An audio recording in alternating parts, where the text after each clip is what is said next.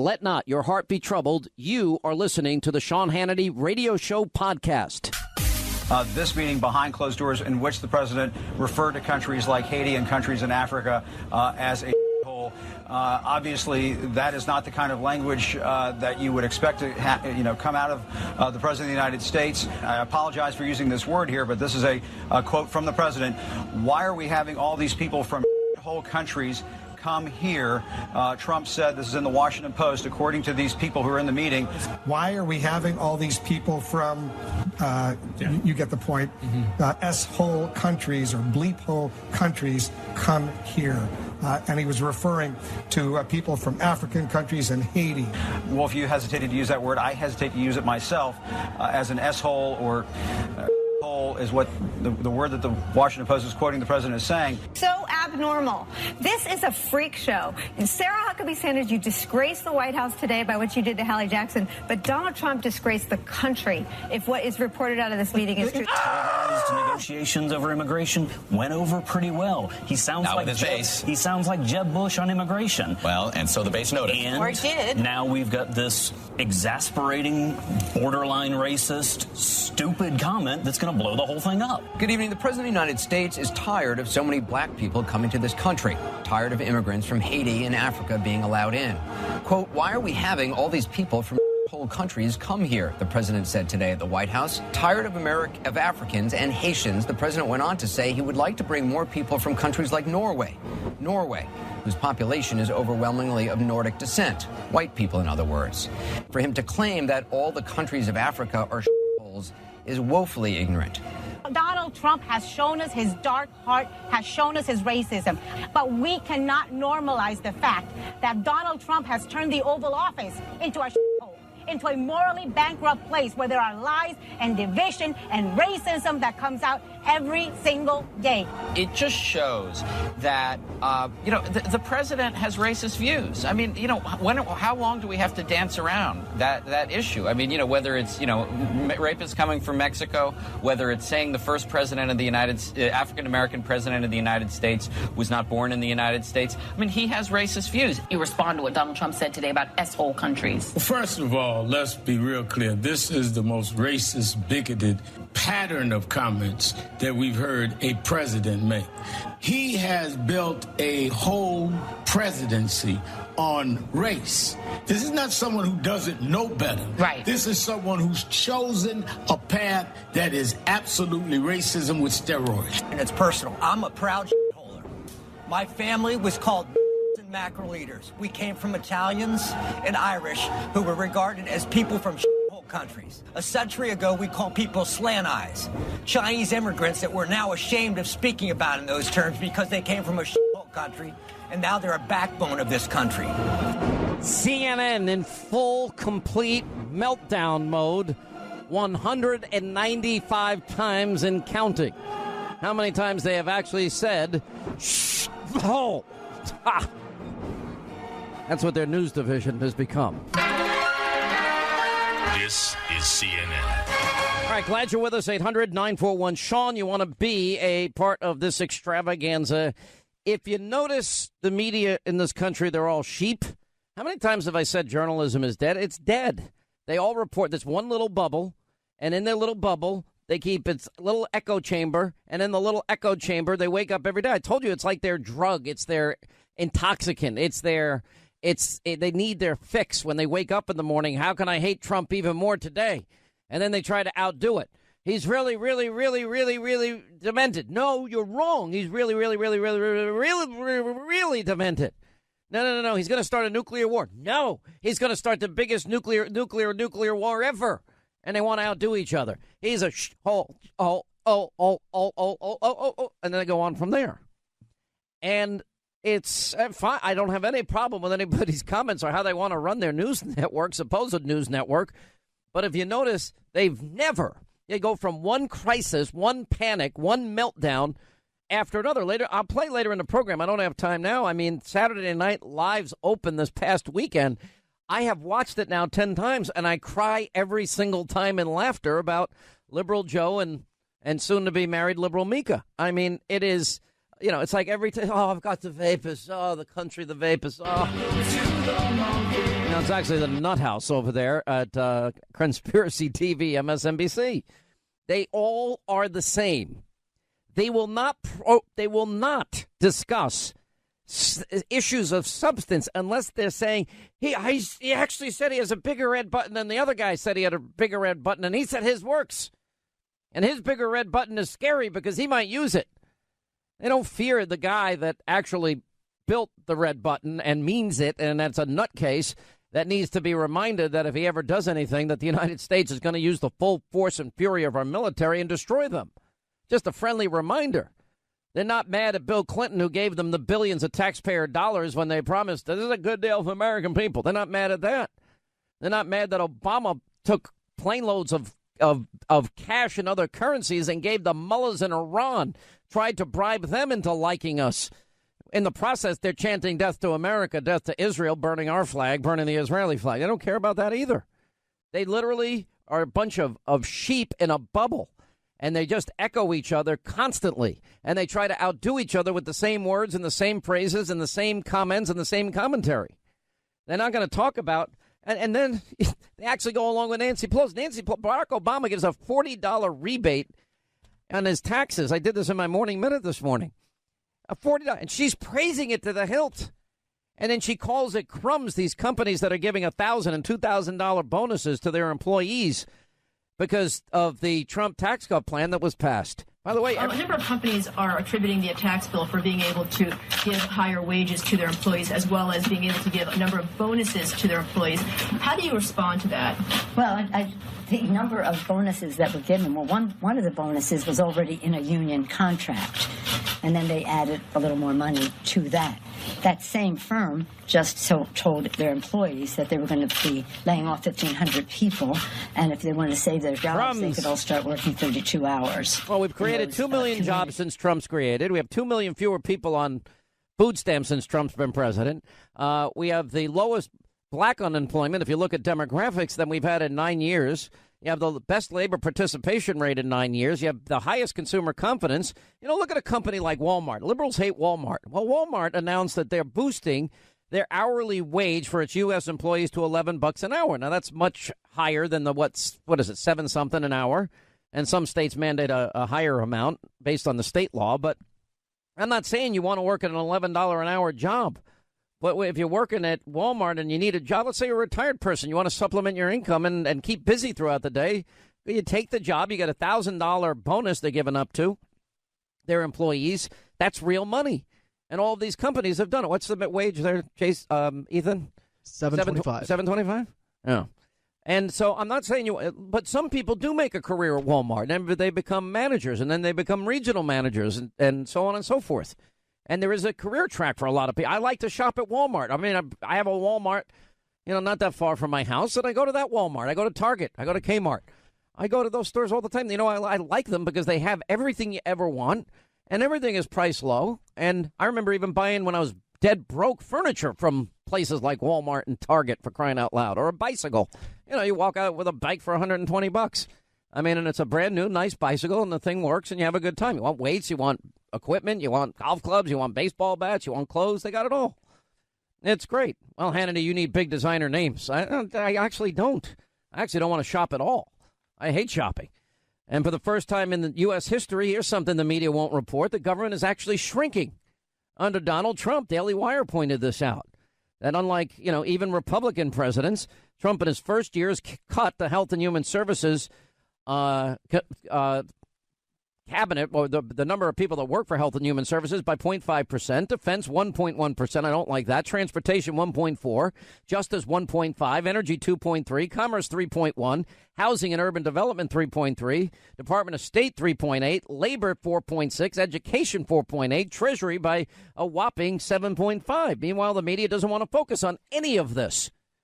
It's just like, for example, it's a convenient excuse. Chuck Schumer's laid down a gauntlet for the president. He demands that Trump approve the Democratic DACA deal to avoid a government shutdown, which is not going to happen. The Republicans have said it's going to be a short-term continuing resolution for now because they don't have the time to get any of this done, or that will prove he's not a racist. Listen, everyone can make up their own mind on any of this. But I for somebody that's supposed to hate the people of Haiti, he did, as a citizen, private citizen, twice fund medical relief efforts and surgeries for the people of Haiti. Now, there's a big difference between merit immigration or merit-based system and a lottery system or a chain migration system, because we were promised, just like with Keep Your Doctor Plan and so on and so forth, we were promised by the likes of Dick Durbin that chain migration would end. It didn't end, and we see the results of it now. And then we see the imperativeness and the important part of needing a wall. And for those people, I saw the Department of Homeland Security Secretary literally doing a great job today, being grilled by Democrats. But, are we really going to count on Al Sharpton as the conscience of the Democratic Party and an expert on all these matters? I'm tired of the McAfee. You ain't nothing. You a punk. Now come on, do something. David, yes. You want to be the only on television. The only in the newspaper. The only that can talk. Don't cover them. Don't talk to them. Because you got the only problem. Because you know if a black man stood up next to you, they would see you for the whore that you really are. All right, I'll get back to that later. By the way, in a move against North Korea, the president has now deployed B-52s to Guam. That's not a good sign. It's not a good answer for North Korea. I'm just warning everybody. Although that's not covered by the media unless he's going to start World War III. This is a narrative that Democrats want to advance against anybody that's a conservative. That they are racist, they are sexist, they are misogynistic, that they are radical, that women and children are going to die, that they want to poison the air, water, and kill children, and that they are going to start World War III. It happens every election season. It doesn't faze me. I will tell all the Republicans this. Democrats are giddy over the prospects of winning back the House. Now, they might win it back, but it's going to be based entirely on their actions this year. Are they going to fund and build the wall or not? Are they going to repeal and replace Obamacare or not? If they did those two things alone, I would argue that, in fact, they will get reelected. But then you got people like Jeff Snowflake out there, comparing the president to Stalin and Mao and other things. All right, we'll get to that. By the way, midterm election losses have been far worse for Democratic presidents than Republicans. I'm going to give you a little bit of those details. Sarah Carter, we're going to do a lot of investigative reporting on the program. Fusion GPS is still investigating Trump-Russia. And I am told that the information that was sent to the House Intelligence Committee will shock the conscience of this nation. And that is a quote. And they have it. And they want to release it. I'll explain. Listen, we know about the D.C. swamp. We know the deep state. And we know they're so deep to be drained from the inside. It's not going to happen. President Trump's doing his best. But the D.C. monsters in the swamp are fighting against everything he does every day. They want to destroy him. All right, as we roll along, Sean Hannity Show, this is the biggest problem, is that the news media goes from crisis to crisis to crisis to crisis to crisis, and they miss a whole lot of news, and it's by design. It's Trump-Russia collusion. It's, oh, my God, he's crazy. Oh, my God, the 25th Amendment. Oh, my God, North Korea. Oh, my God, Charlottesville. Oh, my God, it's just crisis, crisis, crisis. And there's legitimate criticism for the president. I'm not saying that there's not. And I think anybody should be free to say whatever they want. But how is it possible? Do you know that now we have information today that the email investigation into Hillary Clinton is now ongoing and that there are congressional hearings set? Well, in large part, we have been harping on the fact about the fix being in and how it was all rigged by Comey and Strzok. That's not a story you heard elsewhere, except for a few of us in the media. And we're not liked by the media. We now had on Friday the indictment of somebody involved in the Uranium One scandal. We have Jim Jordan's 18 questions for the FBI and the DOJ on Fusion GPS. Sarah Carter, who's going to join us at the top of the next hour, has a piece out today that Fusion GPS is still investigating alleged ties between President Trump's election campaign and Russia. Who's paying them now? Took a year to find out that it was Hillary and Hillary running the DNC that paid over $12 million for it. Ron DeSantis and some others are now openly saying that the information that Rod Rosenstein begged Paul Ryan not to have released at the last minute to the Department of Justice that had been subpoenaed, I am told it will take people's breath away, and that there are congressmen demanding that we declassify these documents, that all members of Congress, they know it's coming, by the way. Adam Schiff knows what's coming. And I got a quote from somebody. Yeah, they want to focus on hole because there's a storm about to hit them. And it's massive. On top of that, nobody noticed the IG turned over 1.2 million documents. The boomerang is in full effect, but you wouldn't know it if you watch your media. Hey, ladies and gentlemen, it's sick, and it's getting sicker. Now, back to the Sean Hannity Show. All right, 25 till the top of the hour. Toll free on numbers, 800-941-SEAN if you want to be a part of the program. I honestly wanted to throw up after hearing the story last night. We actually reported on it on Hannity and the Fox News Channel. Now, you have 13 brothers and sisters. This is in Riverside, California, and a 17-year-old girl who, according to reports, looked like she was 10 years old, and she was able to flee the home and alert the police about how these children were being held and starved and chained to to their beds, and literally the whole place stunk to high heaven. 13 brothers and sisters in total. She ends up just escaping, racing to the police, smart enough to do that. The police said the victims were so emaciated that they were shocked when they discovered, what looked like all children. They couldn't even tell. And some range from 2 to 29 years of age. 7 of them are over the age of 18. 6 of them are children. And the Riverside County Sheriff's Office said it was not known how long some of them were chained and padlocked and shackled before they were discovered. Anyway, the victims were only freed because of this 17-year-old sister who looked like she was 10. The officers thought she was 10. She broke out of the home, grabbed a cell phone, called 911. Police then arrested the parents and charged them with torture, obviously, and child endangerment. They're now being held on $9 million bail, and it is also revealed that the parents filed bankruptcy in 2011. We were up to $500,000 in debt, despite the fact that guy was earning $140,000 a year as an engineer for a top defense contractor. Anyway, these parents were seen renewing their vows at the Elvis Chapel in Vegas in 2016, having been arrested after 13 of their children were found shackled to these beds. And, the parents, charged with these things here, but apparently the renewing of their vows, they did it in 2015 with a splashy dance number, according to reports. Well, what is wrong with these people? The only way you can describe this is evil. I mean, that's what I said on TV last. Pure evil. I'm amazed. This young girl who was able to escape and get away. I mean, God bless her. Okay, but the police thought she was 10. She's 17. Clearly malnourished. It's tragic. How long was this going on? I mean, how are you $500,000 in debt and the guy's making $140,000? What are they doing with the money? I have no idea. Well, apparently, 13 kids in California. No offense, that money doesn't go that far, but that does not excuse their behavior. And I know there was talks of them, like something about God inspired them to do this. So I don't know. Well, there is one headline in the Daily Mail that God called on them to keep having children. Some religion, I don't even know what it is, but they starved their 13 children. Did God not tell them to feed them? When people blame God for acts like this, it's the most reprehensible thing in the world. And that's why so many people get turned off. I'm a Christian. I was raised a Christian. I believe this country was founded on Judeo-Christian principles. But some of these people that just hang their religion on their sleeve, they drive me nuts. What would be the point of God telling you to have children only to starve them? And torture them and enslave them.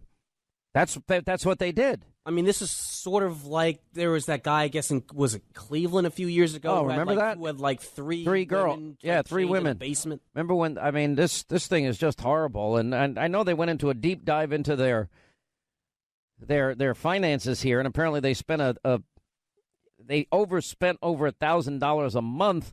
And he previously worked for Lockheed Martin, but left the job in 2010. So I'm assuming that the bankruptcy was because they were out of work at the time, and they moved to California from Texas, and they lived in, they purchased this home in August of 2014 for $351,000. And I'm just wondering, did not a neighbor ever see anybody or knock on the door? And I'm not blaming the neighbors. I mean, we're all busy. But, I mean, it seems odd that so many people would be in that house and nobody knew. I wonder if there was like one day where like a UPS truck or a mailman came up to the door and maybe they opened up the door and smelled. Yeah, I mean, they were literally, curious. Shackled on their own feces. Oh, this is just insane. Emaciated, tied to bed, shackled, and the allegations, just a apparently they have their own Facebook page, the couple, and they appear to have had a marriage renewal ceremonies in Vegas by an Elvis impersonator. Yeah, there's at least video 3 of it. times. Yeah, there's video of it, and they're just having the time of their lives. 2011, 13, and 15. Their children were present at the ceremonies, are seeing posing for the photos in 2015. It means, I guess, at some point they let them leave the house in matching outfits for the boys and girls. The 10 girls all dressed in pink dresses, white tights, white shoes. The boys in suits and purple ties. And, the haircut, I guess, is like the father for the boys. And the footage of the ceremony, as you pointed out, is online here. Whoever has a wedding with an Elvis impersonator.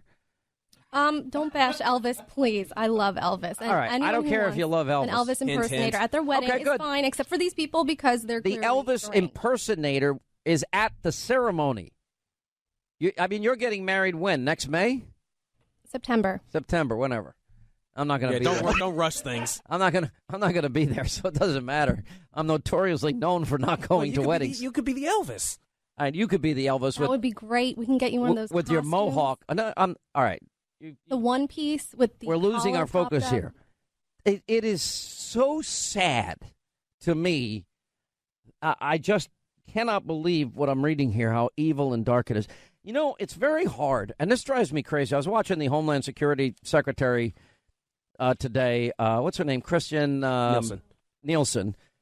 And I'm watching her give her testimony today, and I'm like, listening to these sanctimonious, self-righteous, idiotic senators.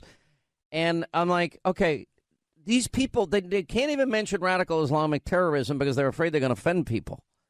And I'm like, these are people that are strapping bombs on their own kids to kill people. These are people that are training their kids to hate Jews in America and Americans. And, you can't even acknowledge that we have an enemy. And it's like 100 years of human history is wiped out of their brains, where man's inhumanity to man has killed 100 million human souls.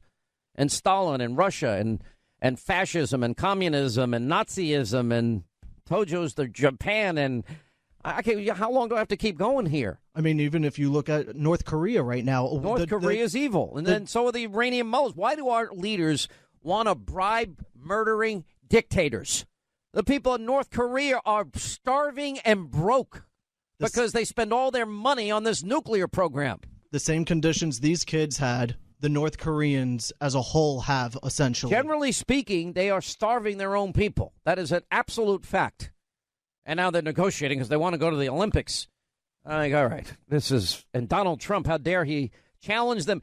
Unless Donald Trump gets on his hands and knees and kisses the ring of dictators and mullahs, the media is never going to like him. They've never liked anybody that believes in peace through strength. Remember, Reagan, they hated when he said the evil empire. Or bombing will begin in 5 minutes. But they love Clinton. I'd want to say it's a good deal for the American people. I'm telling you right now, good deal for American people. My fellow Americans, I'm pleased to tell you today that I've signed legislation that will outlaw Russia forever. We begin bombing in 5 minutes. It's hilarious.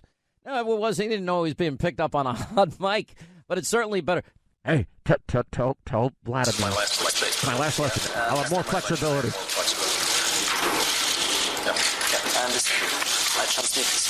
And what's worse than that? I can't believe Obama sent literally plane loads of cash and currencies, $150 billion. Just please be nice to us. I know you're saying death to America and chanting it every day, but you don't mean it. I'm like, hell yeah, they do. Absolutely they do. And they don't care. I was watching Secretary Nielsen. And, so the Senate Democrats wasted hours this morning trying to get the Homeland Security Secretary to corroborate, this whole comment of the president. Because it's their latest thing that they're fixated on. I by the way, I skip to my own beat now. I'm focused on my stories and focused on, I think, the biggest scandal in American history that is unfolding before our eyes. And that is they tried to hijack an election. And they were using phony Russian Hillary Clinton bought and paid for propaganda and lies to do it. And they're getting FISA warrants against Americans and abusing the Constitution and shredding it in the Fourth Amendment rights. I would think that everybody in America cared about liberty and freedom. Just like the story yesterday with James O'Keefe on Twitter. I mean, really? They're going to, they're happy to pick up everybody's private direct messages and brag about it, brag about destroying marriages and brag about, unmasking people with information they should never have access to. So much for freedom of, any kind now. There's no expectation of privacy. Anyway, the DHS is preparing to arrest leaders of sanctuary cities. Kind of they missed that because she confirmed that her department has asked federal prosecutors to see if they can lodge criminal charges against sanctuary cities that refuse to cooperate with the federal deportation efforts. Maybe this will push California out of the union. I think there are a lot of people in California now that want to secede from the union and get out. What do you do if your state becomes a full-blown sanctuary state like New Jersey? They're going to be a super-duper sanctuary state. No, I think what they're saying here is her confirmation came after California's sanctuary state law went into effect. That's a good question you're asking. And the U.S. Immigration and Customs Enforcement Director says that those policies put his officers, local communities, at more risk because they have to arrest illegal immigrants out in the community. I mean... and we're still giving them federal dollars when they're not going to obey federal laws. You don't get to pick and choose what laws you break. Let me tell you something. If the federal government, especially me pounding Mueller's corrupt team and me getting so close. A guy told me yesterday from Washington that's very highly connected. No, not the president. He literally said, he goes, "You're so over the target. You have no idea how close you are." Do you realize that since we started doing what we do in our own investigations, now we have confirmation that the Uranium One scandal is now being investigated by the Department of Justice? I've been calling on this for almost a year to begin happening, and longer, since Clinton Cash first came out. Okay, I don't think if we didn't push that hard, it would have happened. That's my own take. The email server investigation, now they're redoing it because the fix was in with Comey and Strzok. If I'm James Comey, I'd be one nervous human being. And I don't think Robert Mueller and his band of witch hunters, Democratic, liberal, Hillary, Obama-loving, donating, anti-Trumpers, I don't think they particularly like what we do every day either. Because what they're doing is despicable. And, but he has a tremendous character, Sean. Why do you put a partisan group of hacks on your special counsel team if you want a fair investigation? Well, that's evidence that you really don't want a fair investigation. And I'm convinced that he has concluded a long time ago there was no Trump-Russia collusion. So he should be investigating the Fusion GPS story. I mean, we'll talk to Mark Meadows later. They should be. Why is Fusion GPS? Why did Hillary pay for it? Why was the fix-in with Comey and Strzok? Why was the exoneration letter being written months before they did the investigation? Why would we ever give away 20% of America's uranium when Robert Mueller himself knew about bribery, extortion, money laundering, kickbacks, and racketeering happening in the country? Why would we ever do that? I'm told that the FISA abuse, the privacy abuse, and I would think liberals would be upset about this with me. Where's the ACLU? They should be joining Sean Hannity. Just like during the election, I mean, I'm talking about Hillary Clinton taking money from countries that abuse, want their money. I don't want that corrupt money. You persecute Christians and Jews. You kill gays and lesbians. You treat women like fifth-class citizens. Well, the only thing that I know now the Fusion GPS thing is exploding. The words I got today, and we'll ask Sarah Carter in the next hour, is that this is the biggest scandal in American history on steroids. Not my words. And it's all, and your media is ignoring it as they go from issue to issue to issue to issue, and they stay in their bubble, and they regurgitate each other. And see how many times CNN, 195 times as of today, saying, "Shol." Well, I would think this is a pretty big story. So Donald Trump's doctor has just said he's in excellent health and will likely remain so for the remainder of his presidency. And the Destroy Trump media, he actually requested, Donald Trump did, a cognitive test for early signs of Alzheimer's or dementia. Perfect score. They can't believe it. He has moderately high blood pressure, overall excellent health, and no cognitive. His cognitive ability superb. You know what they can't handle? They can't handle truth. That he's not like them. He's not a sheep like them. He thinks for himself. Shocking.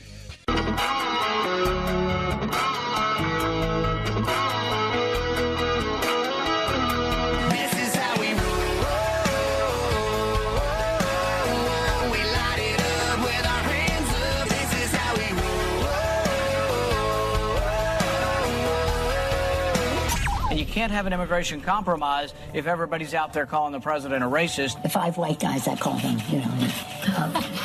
I said, you gonna open a hamburger stand next or what? What would you do in a debate with him if he tried that? If he come over and leaned over back of you, what would you do? You'd have to pick him up off the floor.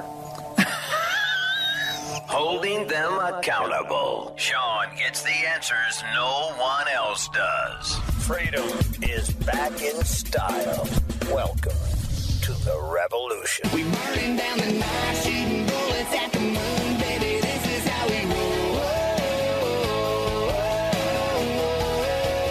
Sean Hannity. The new Sean Hannity Show. More behind-the-scenes information on breaking news and more bold, inspired solutions for America. Peter Strzok is selected to be on Mueller's team after all this history, put on Mueller's team, and then he's removed for some pro-Clinton text messages. I mean, there are all kinds of people on Mueller's team who are pro-Clinton. There's been all kinds of stories. PolitiFact reported 96% of the top lawyers' contributions went to Clinton or Obama.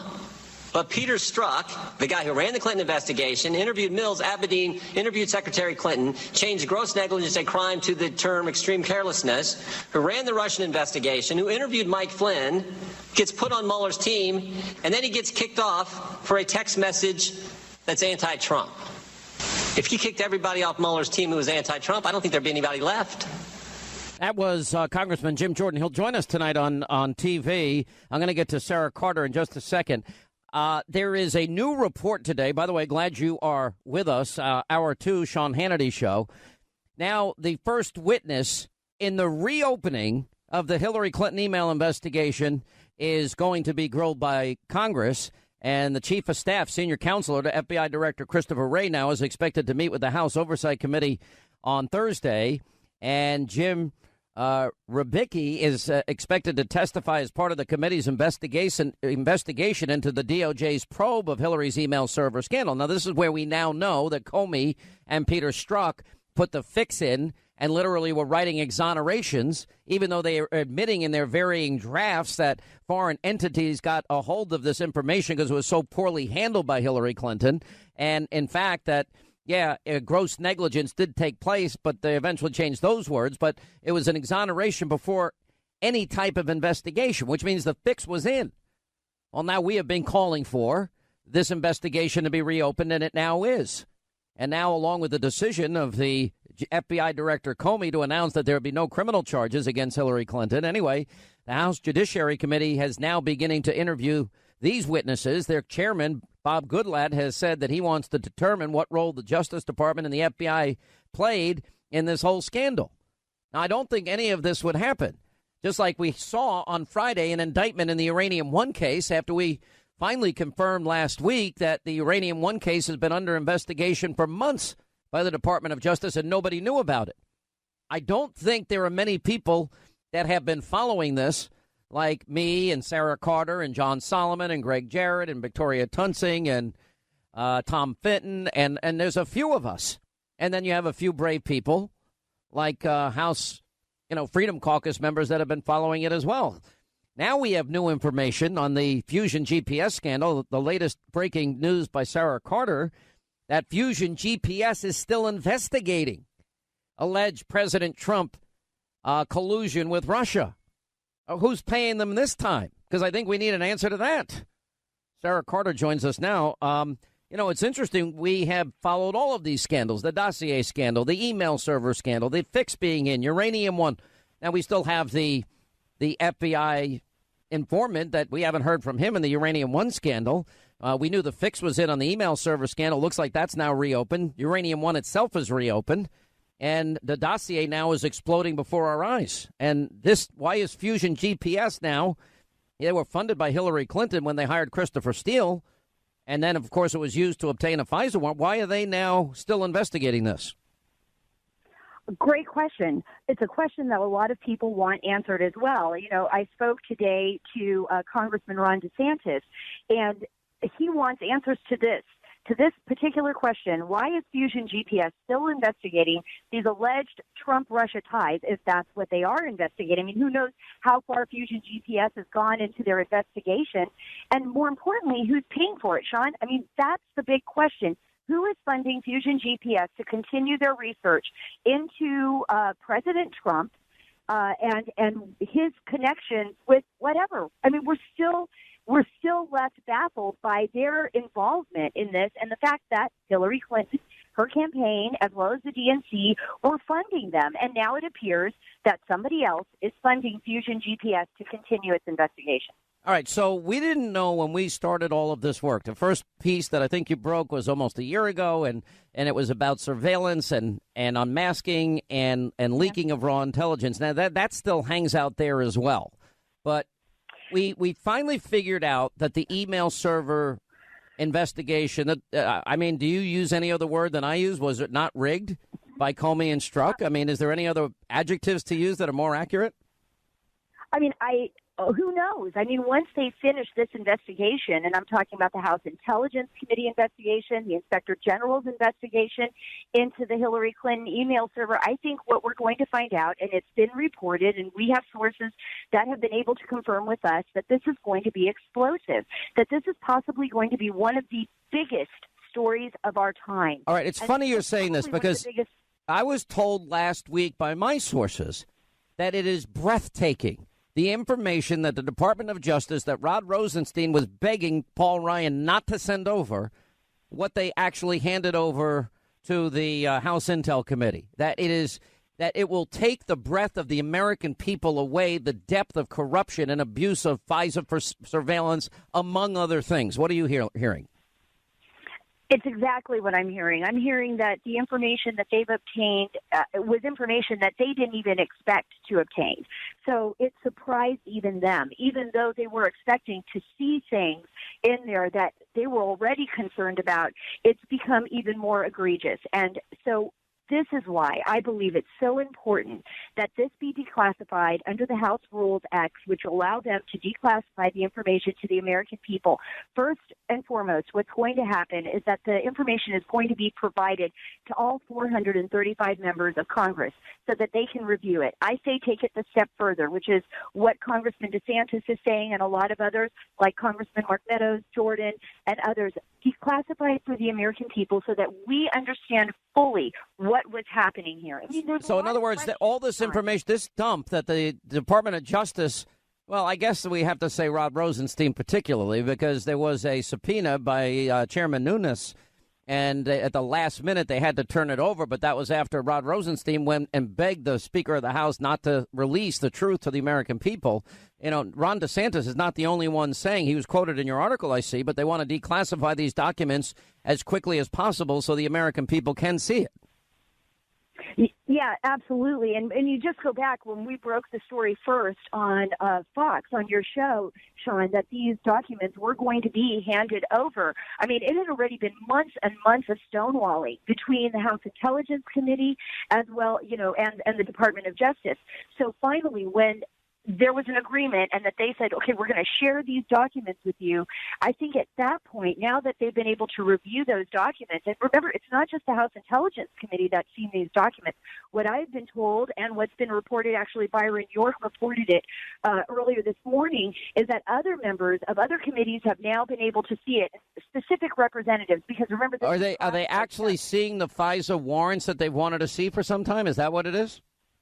Yeah, they're actually seeing the FISA documents. Now, remember, those FISA documents include what they call 302s, which are witness interviews, FBI witness interviews, in order possibly to corroborate some of this evidence in the dossier or not. But don't we know that the dossier was used? And my reporting is, and what I'm being told is that the FISA courts rarely say no. I think they've said no twice.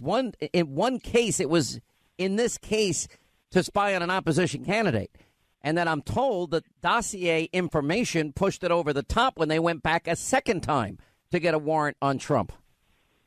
Absolutely. That's absolutely what I have been told happened. And so the dossier was then, wouldn't just say in part, but was a significant part of pushing that over the top to get the court order for the warrants to surveil members of the Trump team. Now, part of that, I believe, had to do with Carter Page, and I think there's a lot more to it than what meets the eye. And remember, just going back to Carter Page, who volunteered for the Trump campaign, when Deputy Director Andrew McCabe, second in command over at the FBI, was testifying, the only piece of evidence that he said was verified in the dossier that he reported to the committee at that time was that Carter Page had flown to Moscow. But that's very simple, right? I mean, that's an open source kind of thing. I mean, Carter Page was going to Moscow. Wouldn't he have had to have known that the FISA warrant was predicated in part or substantially on the Hillary Clinton bought and paid for Russian lying propaganda dossier? That is one of the biggest questions, because one of the things that they're going to want to know is, did the FBI disclose this to the courts that, and if they knew it, did they disclose to the courts that this dossier was being paid for by an opponent?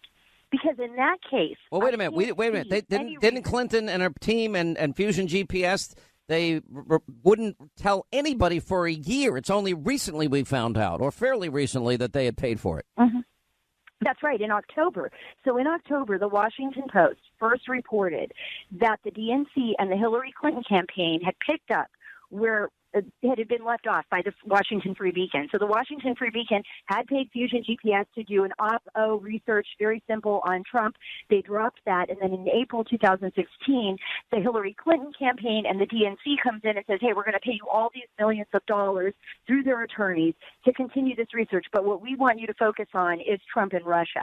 And that's when they brought in Christopher Steele, who's the ex-British spy, who took on this case, who, by the way, heard from a number of sources, was not as incredible as some of these news agencies make him out to be. He took on this dossier work and went ahead and contacted, Russian spies that he had formerly worked with and tried to put this together. And what we found out later on, after this full year of investigation, is that almost all of this, other than what we know McCabe said to the committee, was unverified, flat out false, and wrong.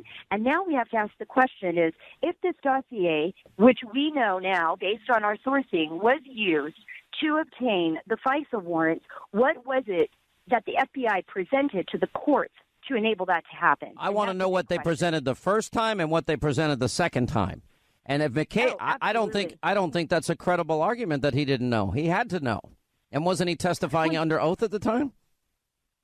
Absolutely, he was testifying under oath. And you would think either answer, and I mean, this is interesting because Representative DeSantis brought this up, and it's something that I've thought about for a long time.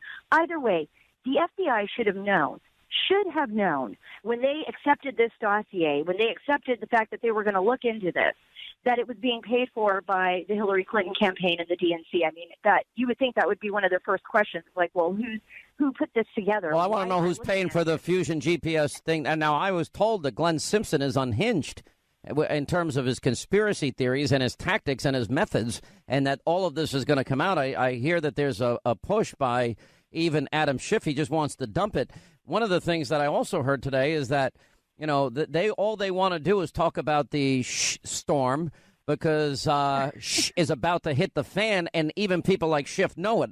I want to ask you about that when we get back, and also about the IG. 1.2 million documents have now been turned over to Congress, and I want to ask what you think is in it and what we can expect. All right, as we continue, Fox News contributor, investigative reporter Sarah Carter is with us. I'm told even Adam Schiff knows that it's all about to hit the fan. And he's just trying to come up with any means possible to counter what is now pretty explosive information from ever getting in the hands of the American people. Now, on top of that information that the Justice Department handed over to the House Intelligence Committee, now we have the Inspector General report that has been going on, over a year now? And apparently they handed over 1.2 million pages of documents to Congress? Absolutely. And I think what we're going to see is, and I want to go right back to what you were saying about Adam Schiff. I mean, it makes perfect sense. And according to the sources, we saw the story come out in the New York Times, right, that tried to backtrack on the dossier. Remember the dossier, there was leaks after leaks about this dossier. BuzzFeed and CNN reported and Business Insider reported that there was all this corroboration in the dossier, and this was before a lot of the information came out. And they said the dossier was the impetus behind getting the warrants. And then all of a sudden we see the New York Times backtrack that story. And then they say, no, really, the reason the investigation began and the warrants and the push to look into this alleged Russia collusion was because of George Papadopoulos. He was at a bar. He was drinking. He was drunk in London and was talking to. By the way, that's four-person hearsay. If you want to buy that bull, no court would accept it. Hearsay. Yeah, no court would accept that. That's a fact. I've been talking to a number of people that are very familiar with the FISA courts. They said there's no way they would accept that as evidence on its face to issue warrants just because somebody made this statement at a bar, and particularly somebody who was drunk. And in effect, there was nothing in that statement that was illegal or was wrongdoing. There was already suspicion that, WikiLeaks had all of this information. And so there was nothing really there. So now moving forward to the IG's investigation with Michael Horowitz, we're seeing 1.2 million documents that the House Judiciary Unbelievable. is now revealing. All right, Sarah Carter, we're going to have more on this tonight with you. When we come back, Dr. Gorka will join us, and the chairman of the House Freedom Caucus, pretty much the only people I trust in D.C., Mark Meadows, joins us next. All right, 25 till the top of the hour. I just talked to Dr. Gorka. I said, I can't ignore this press conference. I got to play it. And so we have him on TV tonight. Eric Trump is going to be on tonight. Greg Jarrett. Also, Sarah Carter has some breaking news, as you just heard. We're going to get into that even deeper. There's more coming and much more. I have been watching, and I have closed caption. I have 3 television sets. And I have been watching your news media. They go from crisis to crisis to crisis. Trump-Russia collusion. North Korea is going to start a nuclear war. And it's Bannon. We finally found something about Bannon we liked. These trash people that we hate. And it turns out they don't cover the other part. Oh, Don Jr. is a patriot. And then it goes from there. Michael Wolff. And then it's S-hole. They're sheep. Meanwhile, we have the email server scandal now being investigated again. Uranium One, we had an arrest of last week. 11 charges. 11. Sarah Carter report. We have this whole issue of the dossier being used to get the FISA warrant. We have the IG now releasing 1.2 million documents. Then we have, the committee of Devin Nunes, the House Intel Committee. They're sitting on information I am told is going to blow everyone's socks off. But no, let's listen to the president. He had his medical report and his doctor. And then I'm going to play the media's questions. And you've got to hear this. All right, so to start with, what I'm going to do is I'm going to read to you the summary of the president's physical. And so I'll just read through this. And then after I'm done reading this, immediately after the brief, we'll make this available to everyone exactly as I've read it here. And then I'll take a few questions. So start with, President Donald J. Trump has completed his first periodic physical examination as President of the United States. I performed and supervised the examination with appropriate specialty consultations and diagnostic testing. The exam was conducted January 12, 2018 at the Walter Reed National Military Medical Center. The purpose of the exam was to provide the public with an update of the President's current health status to ensure the President continues to enjoy all the benefits of good health. This examination focused on evidence-based health screening and disease prevention. With President Trump's consent, I released the following health information. Vitals as follows. Age 71 years and 7 months at the time of the exam. Height 75 inches. Weight 239 pounds. Resting heart rate 68. Blood pressure 122/74. Pulse oximetry 99% on room air. Temperature was 98.4. Physical examination by system to include any studies that were done by system. Eyes, the President's uncorrected visual acuity is 20/30 bilaterally with corrected visual acuity of 20/20 bilaterally. His visual fields were normal. Fundoscopic exam was normal bilaterally. His intraocular pressures were normal, and no ocular pathology was discovered. Head, ears, nose, and throat. Normal exam of the head, ears, nose, mouth, and throat. Dental exam. He has healthy teeth and gums. There were no other dental findings. Neck. Normal thyroid exam. No noted lymphadenopathy. Auscultation of his carotid arteries were normal. Pulmonary exam. His lungs were clear to auscultation. A screening low-dose CT of the chest demonstrated no pulmonary pathology. Cardiac exam. Heart exam was normal. Regular rhythm. No murmurs or other abnormal heart sounds were noted. His ECG, or commonly EKG, was normal sinus rhythm with a rate of 71, had a normal axis, and no other significant findings. He had a transthoracic echocardiogram done, which demonstrated normal left ventricular systolic function, an ejection fraction of 60 to 65%, normal left ventricular chamber size and wall thickness, no wall motion abnormalities. His right ventricle was normal, his atria were grossly normal, and all valves were normal. He had an exercise stress echocardiogram done, which demonstrated above average exercise capacity based on age and sex, and a normal heart rate, blood pressure, and cardiac output response to exercise. He had no evidence of ischemia, and his wall motion was normal in all images. Gastrointestinal exam. He had a normal exam, no masses, no hepatomegaly or splenomegaly. He had a normal optical colonoscopy done in 2013, June of 2013, that demonstrated no polyps or abnormal findings, and because of that, a repeat colonoscopy was not indicated at this time and will be deferred until his next periodic physical exam. Genitourinary exam was normal. Extremities and musculoskeletal, pulses and good capillary refill in all extremities. He had no swelling or edema.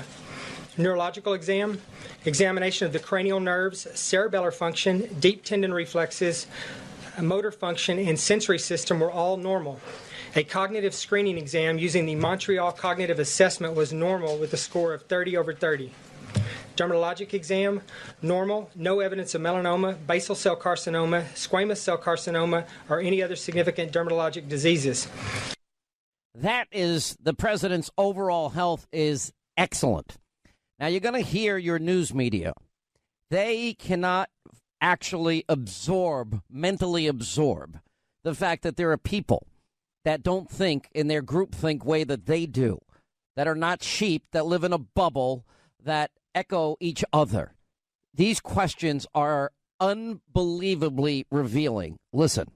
Yes. Thank you. Two questions for you. Number one, there have been some questions as part of your exam. I'm wondering if you talked to the president about this, about the president's mental fitness. He has pushed back on that, calling himself a staple genius. Can you assess the president's mental fitness for office? Absolutely. So many of you may have picked up on the fact that we did do a cognitive assessment as part of the exam. And initially, I had no intention of including a cognitive assessment in this exam because, to be honest with you, per all the guidelines that are out there, it's not indicated at this time. A lot of the guidelines would suggest that you do cognitive screening questions, and that if you have a positive or concerning answer in the screening questions, that then you engage with a cognitive screening tool. So I had no intentions whatsoever doing that, like I said, because I didn't feel it was clinically indicated.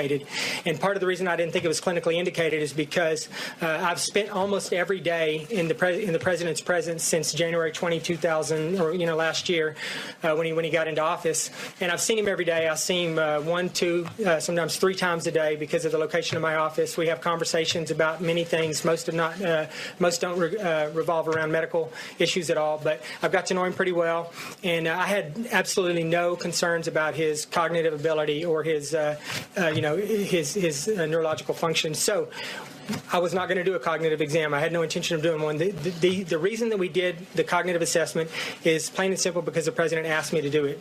He came to me and he said, is there something we can do, a test or some type of screen that we can do to assess my my cognitive ability? And so I looked into it, and once again, and my initial question was that I didn't think it was indicated and I didn't think we should do it.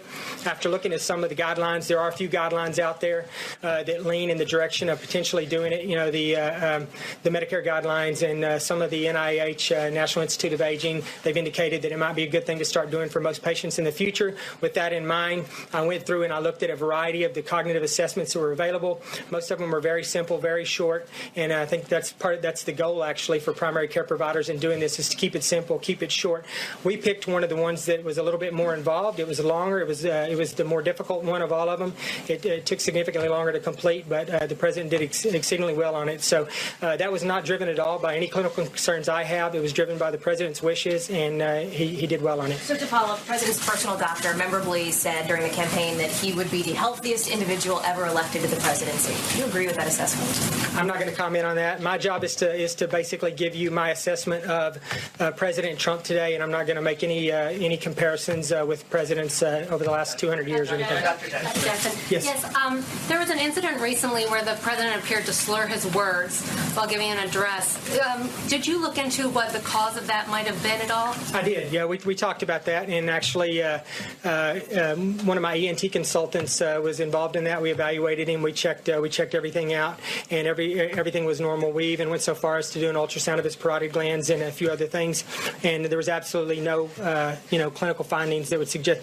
I think the reason for that was, quite honestly, me being up here right now, I think I need a drink of water. But I think that I had given the president some medication, specifically some Sudafed over the days previous, and I think that I had inadvertently kind of dried up his secretions a little bit more than I intended to, and I think that led to that precipitated it. Some people have suggested that could be related to dentures. Does the president wear dentures? You mentioned the dental exam. The president has no partial or dentures of any kind. Dr. Jackson. Yes. Thank you. Could you just elaborate in layman's terms, if possible, and you've been doing a great job at that, what you ruled out in these cognitive tests? There have been reports that the president has forgotten names, that he's repeating himself. Are you ruling out things like early onset Alzheimer's? Are you looking at dementia-like symptoms? And then a second question, a lot of doctors at the back end of a physical like to give their patients tips before they walk out the door, things that they should change in terms of lifestyle or behavior. What did you tell this president outside of diet that he might want to change? Yeah, so I think that cognitive test, it's well respected. It's a test that's used, throughout the United States. Lots and lots of institutions use that test. It's the one that they use at Walter Reed for patients that they feel like they need to do cognitive screens on. So it's a universally accepted test, and like I said, it's a little bit more extensive than some of the shorter ones that are in some of the guidelines. But it screens for all those things. It screens for any type of cognitive issues, Alzheimer's and all those other things. And so the fact that the president got 30 out of 30 on that exam, I think that there's no indication whatsoever that he has any cognitive issues. And on a day-to-day basis, like I said before, it's been in my experience that the president, he's very sharp, and he's very articulate when he speaks to me. And I've never known him to repeat himself around me. He says what he's got to say, and he speaks his mind. And I've found no reason whatsoever to think that the president has. Yeah, I've found no reason whatsoever to think that the president has any issues whatsoever with his thought process. So. In the tips part, did you recommend he make any changes, lifestyle, behavioral? Well, no, not really. I mean, I think that the main thing that we focused on with regards to lifestyle changes are diet and exercise. And if we get diet and exercise right, then weight loss will come. So those are the things that we focused on. I think that there wasn't a lot to go on here, as far as making him healthier in the year coming, other than incorporating an exercise routine, working on his diet, and having him lose some exercise. Those things will make him much healthier next year than he is now, although his health is excellent right now. The 25th Amendment, a lot of people in the country have been talking about it. It basically contemplates that a group of Senate-confirmed laymen will weigh in on whether the president's able to discharge the duties of the office. So you, as the president's position, have certainly given this some thought over the years that you've been in your role. On what basis would you, and this is just a philosophical question, advise the cabinet that the president is unable to discharge his duties? How does that bar get met? Well, I mean, Section 4 of that amendment doesn't really, give me a specific duty or role in there. Like you said, it falls upon the cabinet and the members of Congress and all. I think I'm just like any other member of the administration who sees him and talks to him on a regular basis. If I were to see something that was very concerning and I had concerns about his cognitive ability, or something to that extent that that I would bring that up to the proper people in the chain of command, maybe starting off with the chief of staff or something. And I think that's what everyone else in the administration would do. So I don't think my role as a physician would be much different than any other member of the president's administration if they thought something like that were going on. I just think that once that happened, if it were someone else in the administration, I would immediately be brought into it to make a clinical assessment and see if I agreed with with that assessment. But I think at this particular point, based on my exam, and the cognitive testing that we did, and just my day-to-day interactions with the president, the president is mentally very, very sharp, very intact. And do you believe he is fit for duty? Absolutely, he's fit for duty. I think he will remain fit for duty for the remainder of this term, and even for the remainder of another term if he's elected. How can you determine that for the whole? I mean, you can't determine it 4 years out, right? Yeah, absolutely. I don't have a crystal ball. I can't look into it, but based on his cardiac assessment, you can make predictions. You can make cardiac calculations, and you can see what his risk of having a cardiac or a cerebrovascular event might be. And so, if you look at that stuff where he falls out on his cardiac assessment, he falls into a category that portends years of event-free living. So, I mean, sure, I know I myself could have a big event tomorrow. I mean, I don't have that kind. I'm not making that kind of prediction, but I'm saying based on the clinical information that I have right now over the year of me observing him and the few things that have happened with him medically over the year, and in large part on the objective data that we gained from this particular exam, I feel very confident that he has a very strong and a very probable possibility of making it completely through his presidency with no serious medical issues. Unbelievable. Philosophically, the 25th Amendment. Did you give him any cognitive test? Well, he requested one, and he got 30 for 30 in what is known as not only a standard test, but above standard. Well, why was he slurred? Yeah, I gave him too much Sudafed probably and tried him out a lot more than I thought I should have. Any signs he's forgetting names and Alzheimer's and dementia? It's the most extensive test they've got. You know what they can't handle? That he's not them. They cannot fathom that a conservative, that actually somebody speaks their mind, is not politically correct, and he doesn't think like them. That's it. If that doesn't prove their abusive bias, I don't know what it is. They jump from scandal to non-scandal. When we come back at the top of the hour, we'll be checking in with Freedom Caucus Chairman Mark Meadows. There's a lot of chatter about new information that's going to be coming out in coming days. We'll get to that in a few minutes. Quick break, right back. We'll continue.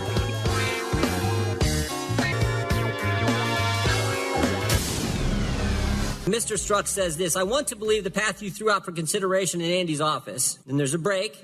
Dash, it says that there's no way he gets elected. No way Trump gets elected. He says, I want to believe that. You said that in the meeting in Andrew McCabe's office. I want to believe that. But then he goes, but I'm afraid we can't take that risk. Now, this goes to intent. He says, we can't take the risk. The people of this great country might elect Donald Trump president. We can't take this risk. This is Peter Strzok, head of counterintelligence at the FBI. This is Peter Strzok, who I think had a hand in that dossier that was all dressed up and taken to the FISA court. He's saying we can't take the risk. We have to do something about it. Now, don't forget the timeline here either, Mr. Rosenstein. Peter Strzok, January 10th, he's the guy who changes the exoneration letter from gross negligence, criminal standard, to extreme carelessness. July 2nd, he's the guy who sets in on the Clinton interview. July 5th, 2016, that's when Comey has the press conference and says, we're not going to prosecute. Clinton's okay, we're not going to prosecute. And then August 2016, we have this text message. The same month that the Russian investigation is opened at the FBI, August 2016. And my guess is that's the same month that the application was taken to the FISA court to get the warrants to spy on Americans. Using this dossier that the Clinton campaign paid for, Democrats paid for, fake news, all dressed up, taken to the court.